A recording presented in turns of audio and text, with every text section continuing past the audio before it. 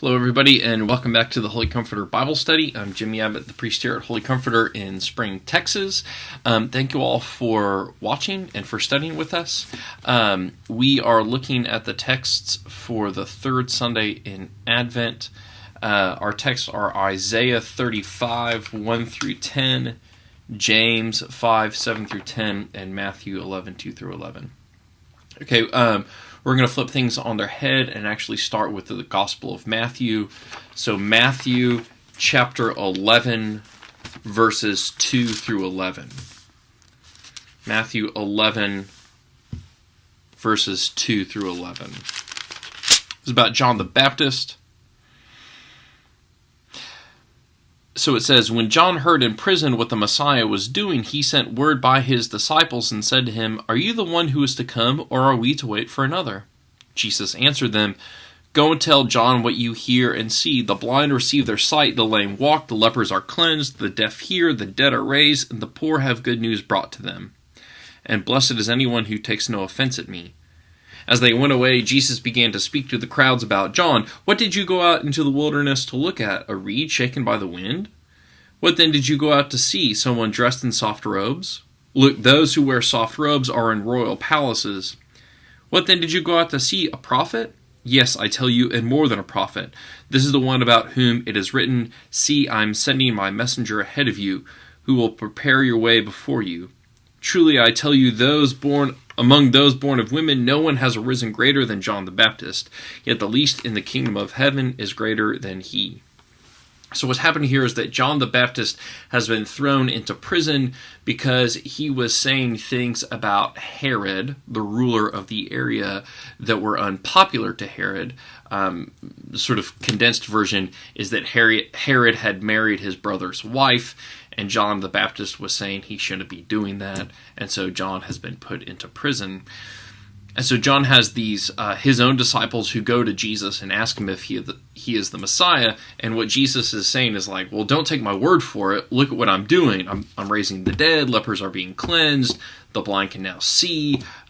So sort of tell John that, what you see here. I think this, to me, it's sort of saying, don't judge me for what I say, but let the works prove that. It's sort of judge the tree by the fruit that it bears, which I think has lots of implications for the church today, that rather than just sort of judging if something is good or bad, let's see what fruit it bears. Let's see if things are if good things are coming out of it.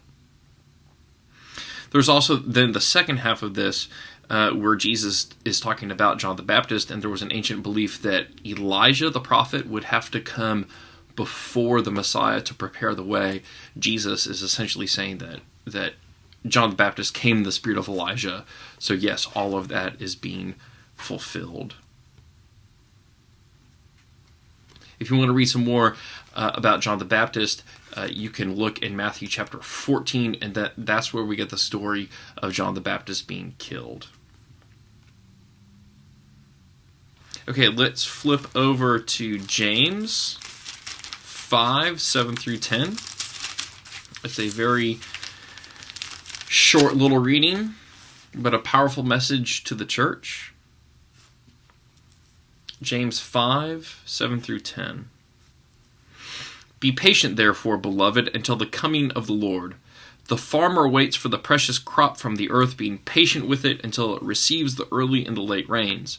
You must also be patient. Strengthen your hearts, for the coming of the Lord is near. Beloved, do not grumble against one another, so that you may not be judged.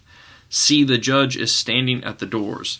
As an example of suffering and patience, beloved, take the prophets who spoke in the name of the Lord." Okay, again, very brief reading about patience. This is a perfect Advent reading as we await the coming of the Lord. So to be patient, strengthen your hearts. We love, of course, verse 9, very important for the church. Beloved, do not grumble against one another. I mean, if there's a sin that the church commits, it's grumbling about itself. And I think this is just so crucial for us to hear. Do not grumble against one another. And finally, our Old Testament lesson is Isaiah 35, verses 1 through 10.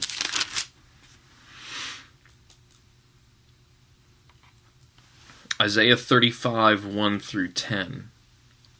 The wilderness and the dry land shall be glad. The desert shall rejoice and blossom like the crocus. It shall blossom abundantly and rejoice with joy and singing. The glory of Lebanon shall be given to it, the majesty of Carmel and Sharon. They shall see the glory of the Lord, the majesty of our God. Strengthen the weak hands, and make firm the feeble knees. Say to those who are of a fearful heart, be strong, do not fear. Here is your God. He will come with vengeance, with terrible recompense. He will come and save you. Then the eyes of the blind shall be opened, the ears of the deaf unstopped. Then the lame shall leap like a deer, and the tongue of the speechless sing for joy.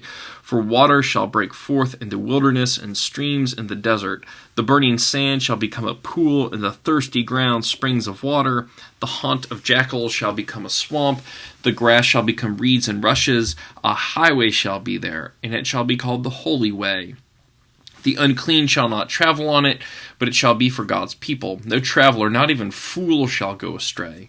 No lion shall be there, nor shall any ravenous beast come up on it. They shall not be found there. But the redeemed shall walk there, and the ransomed of the Lord shall return and come to Zion with singing.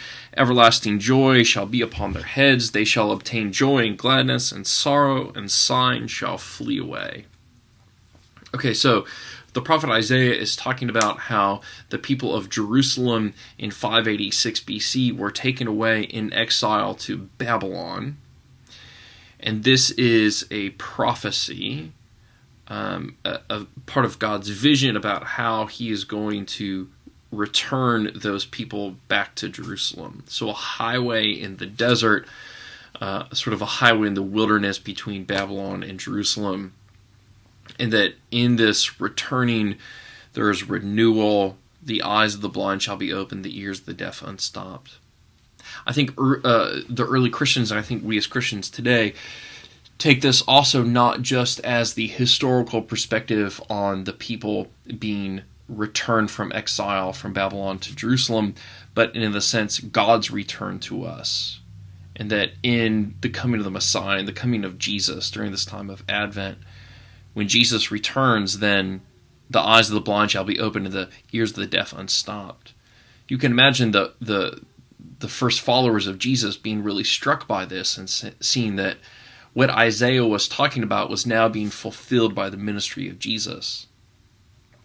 And so I think that we also need to think about this in our own lives. How is God laying a highway in our own hearts for him to return? What are the obstacles that need to be cleared out of the way for God to return?